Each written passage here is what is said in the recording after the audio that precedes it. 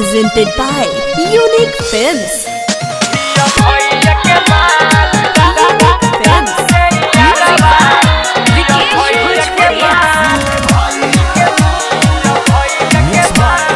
Happy digital recording studio Chanpatia.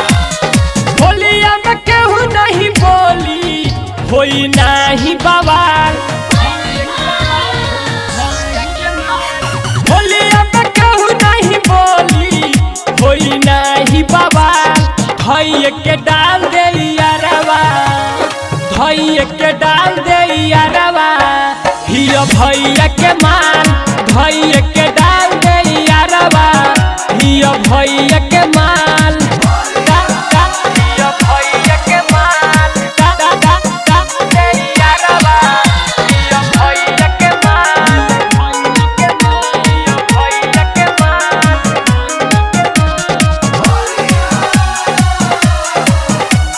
Presented by Unique Films. इहो होलिया में घूमे खातिर आइल बिया रे, केहुओ डलल नइखे एही से ढिठाइल बिया रे, से ढिठाइल बिया रे। इहो होलिया में घूमे खातिर आइल बिया रे, केहुओ डलल नइखे एही से ढिठाइल बिया रे। मटकी मटकी जब चले उकराई बवाल।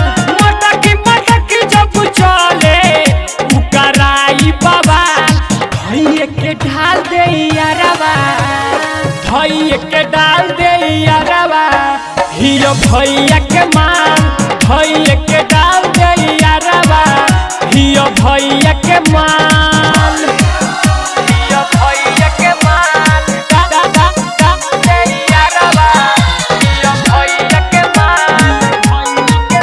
हियो भैया के मान।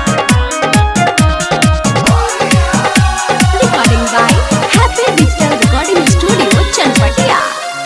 ई तो जाके चनपटिया कू डालवावतिया रे, उमा सरवन के खाली तारसावतिया रे, तारसावतिया रे।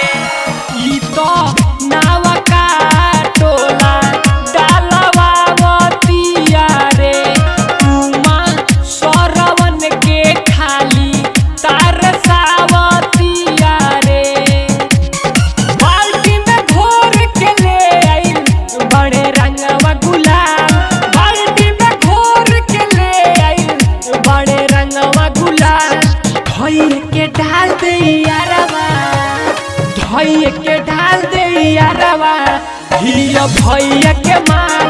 धैया के डाल दे रे सोनुआ, हिया भैया के माल। हिया भैया के माल, हिया भैया के माल। Happy Digital Recording Studio, Chanpatia.